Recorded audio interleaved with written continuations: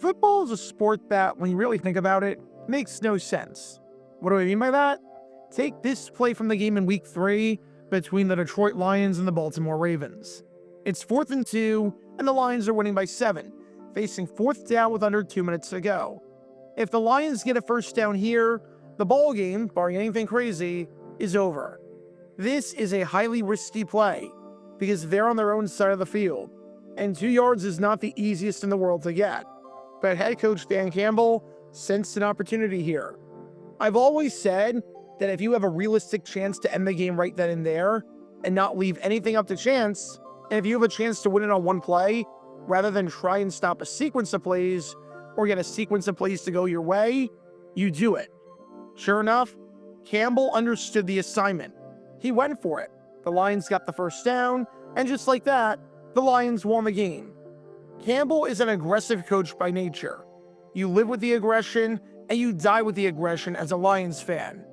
There was never any doubt in his mind that he was going to go for it there and trust his offense and not leave anything to chance. So why does football make no sense? Because the Pittsburgh Steelers have the same exact record as the Detroit Lions despite doing crap like this. Well, the play clock is run out. It's taking a delay game. That is... To you, this is a no-brainer. It's a no-brainer. You took a delay of game? You're up by 3. The Vikings have no timeouts. You literally need an inch for the first down. And if you get the first down, you win the game, no questions asked, and no ifs, ands, or buts about it. And you took the delay of game to give yourself more breathing room to punt the ball away and give them a chance to tie it or win it by marching down the field themselves? You literally just need to fall forward and the game is over. And you do this? You do this? Dan Campbell keep his offense on the field, and it worked. Waitman just pounds this one through the back of the end zone. Welcome to Dumb Decisions.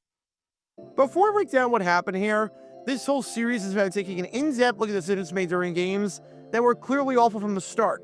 This isn't something to look bad in hindsight. Rather, this is something to look awful almost immediately. These are moves where gut instinct tells you right away that there is no way this can possibly work. And sure enough, your gut instinct was smarter than that of an NFL head coach. And for this one, we're taking a look at the mind of Pittsburgh Steelers head coach, Mike Tomlin. I genuinely don't know what to make of Tomlin at this point. Honestly, I don't. On one hand, the man is obviously doing something right, seeing as the man has never had a losing record as a head coach.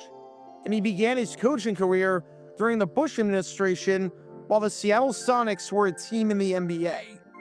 We're never going to see a coach start off his career with 2 decades of no losing records. And right now, the Steelers are not only 3-1, but they might be the favorite to win the AFC North with how bad and how banged up the rest of that division is. On the other hand, Tomlin coaches the game like it's the pre-merger era with some of these decisions and with how conservative he is. Literally every coach in football is going for it in that spot.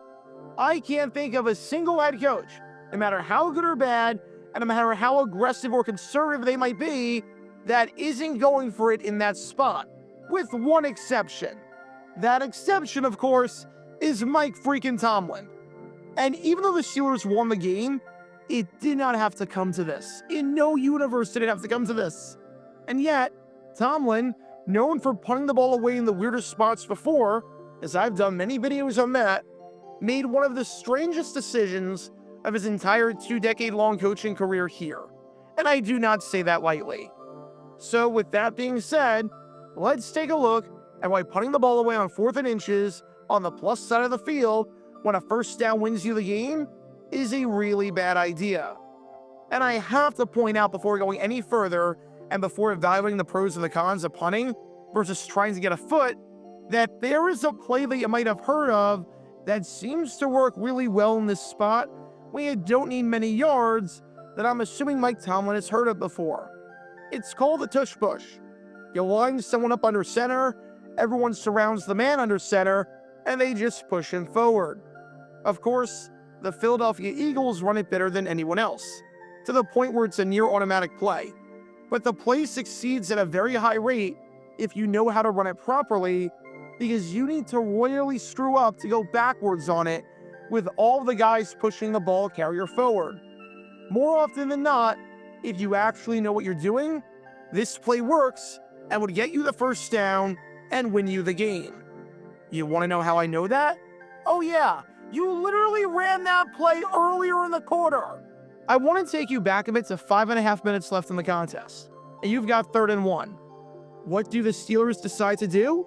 Simple. They line their tight end, Connor Hayward, under center. They are in the tush-push formation, and needing a couple of feet, Hayward gets 2 yards, plus a 15-yard penalty added on top of that for unnecessary roughness on Dallas Sterner. On average, the tush-push seems to work 85% of the time, which is an insanely high percentage, and you just ran to perfection earlier in the game. All you had to do was literally do that again, and you win. It's not even a matter of whether or not the defense can stop it. One of the criticisms that people have of the tush-push is that it is a borderline impossible play to stop. And while it can be done, those instances are few and far between. You just have to do what you did earlier in the quarter, and the game is over, and you can take some kneel downs and get out of there with a win. It's like if you're competing on a game show where you had to complete a puzzle to move on to the next round. You completed the earlier puzzle with ease. This puzzle is fewer pieces. In the show's history, puzzles consisting of the number of pieces you got to work with here are solved roughly 85% of the time. I like those odds a lot. There aren't too many plays in the sport that give you 85% odds of succeeding. And I'm assuming those odds are higher since you've actually shown the ability to run the play and have clearly practiced it.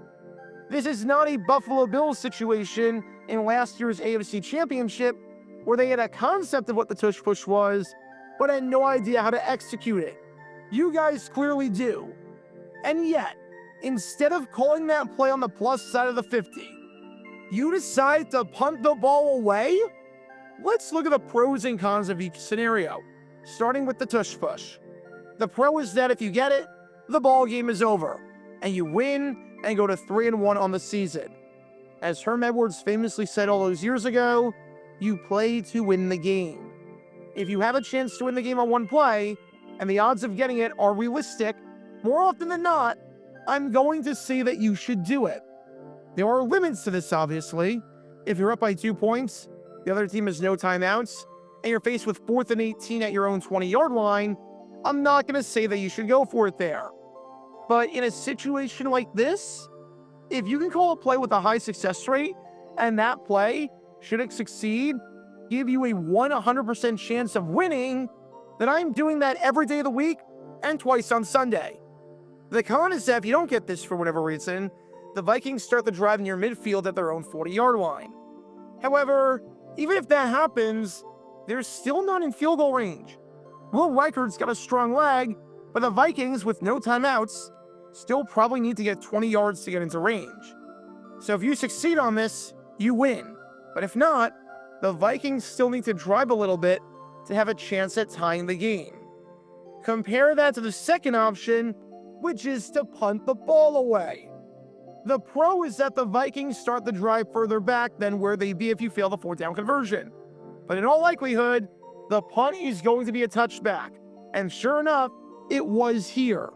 So the Vikings, instead of getting at their own 40, are getting it at the 20. It's a net difference of 20 yards. That is not a huge difference. It'd be a different story if there were 10 seconds left, where you'd be somewhat crazy to go for it there. Because as long as you get the punt off, the only way the opposition wins is with some pitchy woo-woo action and some crazy lateral play, seeing as they'd only have time for one play.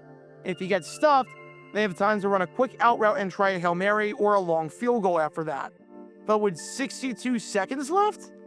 With 102 left, the goal for the Vikings is to get into field goal range.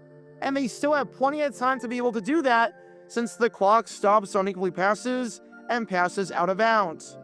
This is not a situation where time would run out on the Vikings. They're going to have plenty of time to get into range and tie it up. They need a couple extra yards. It's harder starting at the 20 than it is at the 40, but they can still run about 8 plays to get there. So you're not limiting the number of chances that the Vikings have to go down the field. Yes, it's better for them to start the 20 than the 40, but the difference is marginal, as the strategy for the Vikings doesn't change at all. The con with doing this is that you can't win the game right then and there, and the Vikings have a chance to respond no matter what. Just talking this out, this whole strategy where the man you've been watching this entire time is asinine. Do you trust your guys to get a foot on a play that you've successfully run before and seems like a cheat code across the NFL? And if you don't get it, trust your defense to stop the Vikings from moving down the field? Or would you rather punt the ball away and trust your defense to stop the Vikings from moving a slightly longer distance down the field? When you lay it out like that, you'd have to be crazy to take the second option. You're reducing the chance you have to win by punting the ball there. There's no two ways about it. Your win probability plummets. I understand it to some extent if you're inside your own territory and a failed fourth down gives the Vikings the ball automatically in field goal range with a realistic chance to go down the field and win it in regulation. But here, when you're the one technically in field goal range, when this would be a makeable field goal for you, knowing Chris Boswell's leg, not that I'm saying kick the field goal there, because that would be the dumbest of the three options you could do. But when this is makeable for you, there shouldn't be a decision here. There really shouldn't be. The only thing I can think of is that Tomlin had flashbacks to what happened 5 years ago against the Dallas Cowboys, when the Steelers led by 5 and had 4th and 1 and decided to go for it instead of kicking the field goal, with James Conner losing yards and the Steelers turning it over on downs and the Cowboys driving down the field and almost winning it, where a field goal by Boswell in that spot would have ensured that the worst that happens is we get overtime. But when you're playing scared because of something that happened one time 5 years ago, and when it's an apples and oranges situation because of the tush push, and the difference between that and handing the ball 7 yards backward, you need to be examined. Whatever the rationale was, seeing as Tomlin never addressed it in the post-game press conference, I'm not sure. But it almost cost Pittsburgh the game for no reason. And I know every Viking fan breathed a huge sigh of relief when they saw the Steelers punting it away. So what do we learn from all of this? If you have a realistic chance to win the game, then go for it right then and there and win the darn thing. That's all it comes down to. 1 foot on a tush push on a play that you ran successfully before and clearly know how to run, or punting it away and forcing the opposing offense with plenty of time to drive a couple of yards down the field to have a chance of tying or winning it should not be an option. It just shouldn't be. If you're Mike Tomlin, you gotta stop treating it like it's the 1960s and the 1970s. For all his great accomplishments as a head coach, Tomlin sometimes coaches it like a dinosaur and a fossil. Even though it's bitten him in the butt before, it seems as if he still hasn't learned his lesson. Because if the best case scenario of winning the game is on the table, and the worst case scenario, if you don't get it, is only marginally worse than the worst case scenario if you punt the ball away, while still putting you in a good position to win, even if you don't get it, then for the love of God, take that option and go for it and just get a foot and call it a day. Because when all these elements are in play, you can't exactly be surprised when this play backfires. Talk about a dumb decision. Check out our live streaming schedule for the next few days. We're live every single day on this channel, whether we're covering a sporting event or playing GeoGuessr or just taking your requests. So make sure you like and subscribe and turn on the notification bell so you don't miss a single time that we go live and so that you can join this community. Also, thanks to all our members and our Patreon supporters who get exclusive perks like their name at the end of each video, members-only Q&A streams, and cool emojis to use on videos and during streams. See how you can join this community and become a member or a Patreon member by clicking the link in the description below.